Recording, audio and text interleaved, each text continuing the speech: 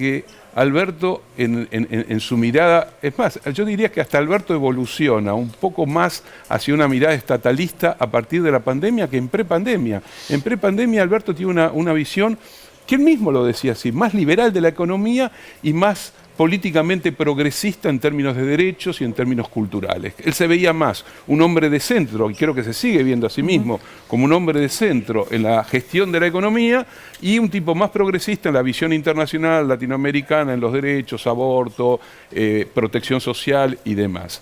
Cristina eso también lo sabía, por supuesto que también lo sabía. Por lo tanto, está claro que el gobierno tenía que enfrentarse a negociar la deuda con los privados, que era inmensa y que sigue siendo inmensa, y también tenía que enfrentarse nada más ni nada menos que a la deuda con el Fondo Monetario. Digo, lo demás es hacer especulaciones que son difíciles de corroborar. Después se sale... Yo entiendo que Artemio lo trae para el presente. Sí, pero yo creo que Cristina actual. Además pensaba que había otro tipo de negociación posible y pensaba que la agenda que plantó en 2020 se iba a cumplir. Alinear jubilaciones, pensiones, salario, y eso no pasó. No es una especulación solo actual, es una especulación al momento en que se decidió. Yo creo que ahí lo que hubo es una decisión que se supuso iba en un rumbo y terminó yendo hacia otro distinto. Yo creo que eso no es una cuestión solamente que involucre una revisión de lo que pasó. En el momento que sucedía, se estaban planteando diferencias que efectivamente tienen como resultado estas divergencias de las que hablaba Ricardo hoy. Hoy en el Frente de Todos hay divergencias muy fuertes, pero ya no en términos de si hay paso o no hay paso, de visiones de país modelo. Que son bastante diferentes y yo te diría que en algunos casos, en algunos puntos, antagónicas. Eso nos plantea un problema gigantesco. Estamos en un momento en que la única posibilidad cierta de tener alguna chance electoral es manteniendo el sentido de la coalición o del acuerdo o de la unidad. Porque la ruptura, el que rompe pierde, ¿no? O sea, está claro que romper la estructura de alianza que significó una estructura de alianza que Ricardo, hoy está mucho más caída, nosotros fuimos a elecciones en unidad en el 2021 y nos rompimos. No en Palacio, nos rompimos abajo, perdimos 4.100.000 electores. La unidad no garantiza nada por sí solo. Por eso, o sea, vamos todos. Estamos de acuerdo, pero vamos a darle un poquito pero agrego algo. Mi viejo amigo Nicolás Casullo decía que cuando el peronismo va todo unido, termina conservador. Bueno, tiene razón. Bueno, por lo tanto no es que yo tengo frívolamente una visión utópica de la unidad. La unidad en sí misma no garantiza nada. Es más... se probó. En el caso ecuatoriano, el Frente Correísta fue unido.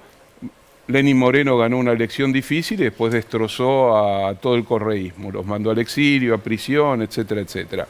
Nosotros, por supuesto, no llegamos a esa situación trágica por múltiples motivos que nos diferencian. En este caso, algo parecido pasó en Grecia, con Syriza. Con Syriza pasó algo parecido. Terminó siendo... Acá se mantuvo, también habría que ver por qué se logró mantener la unidad pese a esas diferencias.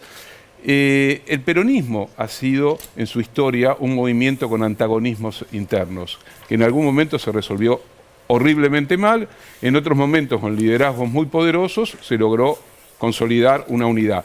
En el caso, incluso vos me hablás de la elección del 2021, también hubo dos elecciones de medio término, del mejor momento histórico, que fue el de los 12 años de Néstor y Cristina, que se perdieron muy duramente. La derrota del 2009, siendo Néstor candidato en la provincia de Buenos Aires contra de Narváez, y la derrota todavía mucho más fuerte contra Massa, siendo candidato del Frente para la Victoria, Insaurralde. Cualitativamente son dos derrotas distintas. La del 2009, la conclusión que sacó en ese momento Cristina y Néstor es que la derrota se debía a porque fundamentalmente no se había realizado el contrato electoral inicial, no se había profundizado el proyecto. No es que no se negoció con el CA, al contrario, se había perdido identidad. La del 2013, acordate que en segunda vuelta, el mismo candidato que era Insaurralde, tomó parte del discurso de Massa, que me acuerdo que en ese momento Después de las PASO.